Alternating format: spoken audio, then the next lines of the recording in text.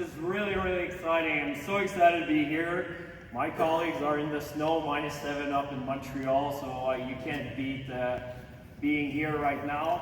A little bit about myself. I'm a software geek. I'm really a software geek and a .com survivor. So for those of you who don't know what .com is, in the 2000s, that was the internet that was coming online. A lot of people making a lot of money, and a lot of people losing a lot of money. So I survived that part, and then I wanted to change the world. So I wanted to do something significant. So I got into the waste industry. So then for over 10 years, I built biogas plants. I took some organic waste, converted to renewable energy, and did that almost for 15 years. So I guess you could say that half my brain is software and the other half is garbage. So I'll try to demonstrate that to you right now.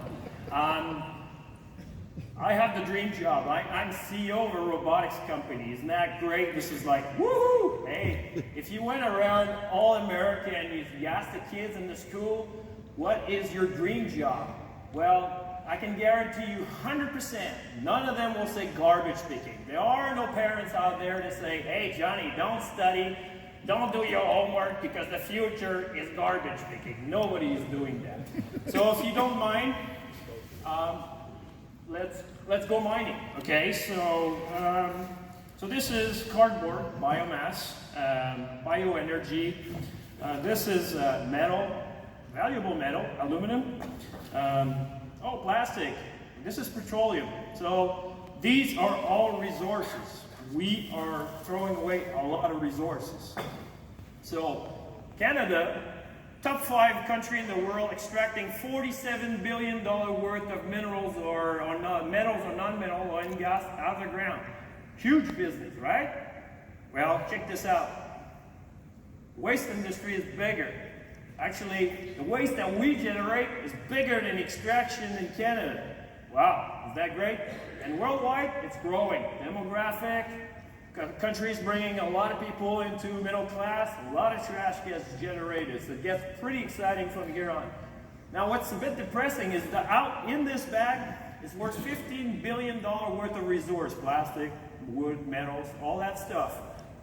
But we recycle only 35% of this. So we're putting back in the hole, we're extracting $47 billion worth of resources and putting back in the hole 10 of it.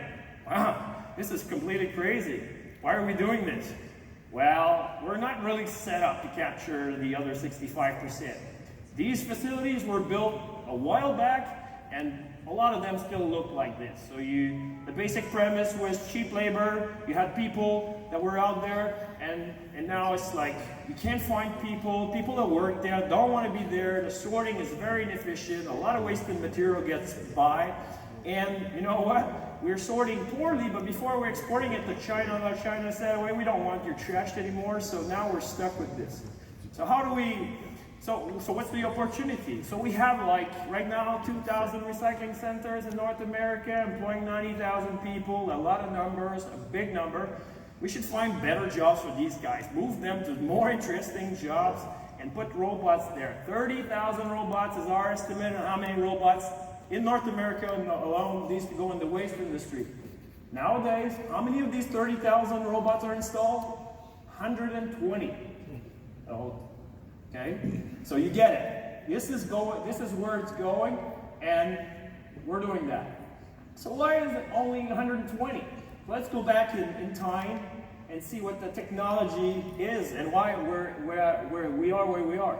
So first technology, garbage can, people move in cities, smells bad, cans, hauling it out of the city, necessary. And then 170 years later, somebody said, hey, this is actually valuable stuff, so let's start picking at it. Let's do something instead of putting it in a hole or burning it. So we designed these material recovery facilities, recycling centers. They're called MRFs. And then in the 2000 .com era, a lot of technology, online, a lot of technology coming. Optical sorters, they were for fruits, they were also for garbage, sorting out cans and all sorts of very efficient machine. And more lately, in 2015, AI, also an AI. Why AI in 2015? For those who haven't paid attention, GPU technology, Google Brain has been developing AI for a long time, put all the code and source code into open source. There was also Berkeley that had code like this. So all of a sudden, you could start doing recognition of trash on a conveyor, because with other computer vision technology, you can do that. So that's where we come in. So we're really more of a software company than a robotics company. So we use off-the-shelf cameras, off-the-shelf robots, and we really are writing a software platform to actually be able to do this application. So in real time, we have like 2D color cameras, 3D cameras, hyperspectral cameras, AI segmentation or singulation of objects to try to figure out what's going on the belt and decide how we're going to go and pick at it with precision. Now this is a big problem. With AI, I cannot solve this because these two lids, they look identical. But with hyperspectral, we can see it clearly. So we can do precision sorting by reconciling all these sensors and processing. And then we dispatch the order to the robot, and life is good. We're just throwing this and picking at it. Right now we're sorting HDPE and aluminum can. The other thing we did is this algorithm for destacking, because you have stuff overlapping.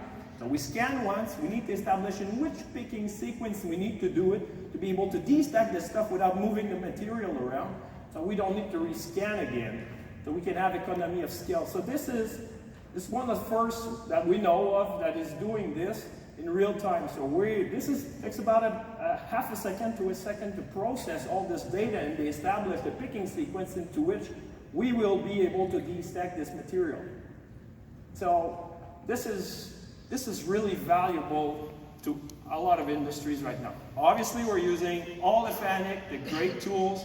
It allows us to do simulation. It allows us to show our client what this thing's going to look like in real life, how it's going to move, and all that stuff. And then we go down to actually implementation of these robots. What I'm showing here is a factory acceptance test for a 25 tons an hour CMD, construction demolition waste. So this is our scanner. Inside you have 2D cameras, a line scan, 3D line scan, you have hyperspectral cameras, and you have obviously all the processing that we need to be. So this robot right now, this real life looks way dirtier than that, so that's in the lab, but these robots actually, we have 3 of them. You can only see 2 because the other one's off frame, but we have 3 robots that work in collaboration. Actually, our computer vision system dispatches all the orders in real time to the robot. So when a piece goes out of reach on the first robot, it gets bounced back to the computer vision and it gets dispatched to the subsequent robots. So it's in real time we're communicating this. This is not a list of text, it's actually real-time communication with, and all this is done in a config file. Our software is just a config file. We have a config file for vision, we have a config file for the robot settings, we load them up, and off to the race we are. This is a 10-kilo brick. It doesn't even budge out moving this stuff. I'll talk more about construction demolition debris. So this is pretty exciting. Very challenging stuff in the random world, in the unstructured world of waste. So first thing, if I'm using AI trying to sort these Tide containers, Tide is going to change the tide on us. All of a sudden I go from HDPE containers to PE containers, PET containers. So if I have AI that's been trained that, Tide containers are going in the HDPE bin, now they need to go in PET, it's a zoo, so we can't keep up. AI won't be able to keep up with that. Other big problem we had, it looked pretty simple. This blob of bags is actually 5 bags. So from a computer vision standpoint, it's very difficult to do this and try to see what it is. AI came to the rescue because by showing enough bags to the AI system, started recognizing features like the knot and things like this. So now we're sending 5 picks to pick up this material instead of initially with color recognition and other stuff, we couldn't do that. And these containers here, they can be 3 types of plastics. They can be of any shape. They're all the same color. It's a zoo out there. We're trying to figure this out in about half a second and dispatch the orders to the robots. Now, if you're really doing AI, not like AI in marketing, you actually know that you have to move data. You have to move a lot of data. Everything we do, every frame from every sensor we save, we pump it up in the cloud. All our robots are pumping its data in the cloud. It gets normalized, it gets classified, and then we use it to train our AI. But not only that, once we have the AI model trained, we also have an algorithm for detection. And we're able, so our programmers, they don't work at their desk, they work in the cloud because you have to bring the programmers to the data and not the data to the programmers. So these guys are actually testing or replaying old videos of trash conveyors going by and retesting their code against that. So then when we push releases back into the robots, we know they're going to perform better than what they did before. And the other thing that's very interesting, there are no data in the trash industry, but this is very valuable data. We can go and remine all this, do data mining within these images to figure out all sorts of products, trends, brand, and what have you. This is an opening. This is pretty interesting. Obviously, you can do all this fancy stuff. If you miss the pick, you're out. You do nothing. So we develop our own grapplers, really tough environment, construction, demolition, debris, huge difficulties, bag picker, metal picker. You can't buy this stuff. I mean, it's a really rough environment. This is a spiker. We spike the material and then we blow it off with air. Very short cycle time. And this is a venture cup. We don't draw. We push air into it, and that's good. So not only are we innovating in the technology world, we're also innovating in the business model. So SaaS, we know it as software as a service, but we call it sorting as a service. So selling robots is hard.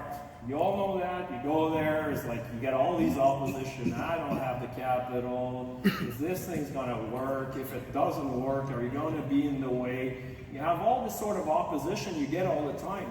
So if you go there and say, hey, don't worry about it, I'll install a completely autonomous kit. It's going to be there. You feed it material, and you'll pay us per ton we process. And that's it. This is completely autonomous. There's nobody working there. 3 robots. You can configure them to do whatever. You can do positive sorting, negative sorting. You can do wood only, bricks only, plastic, vinyl, whatever. You config. It's config file.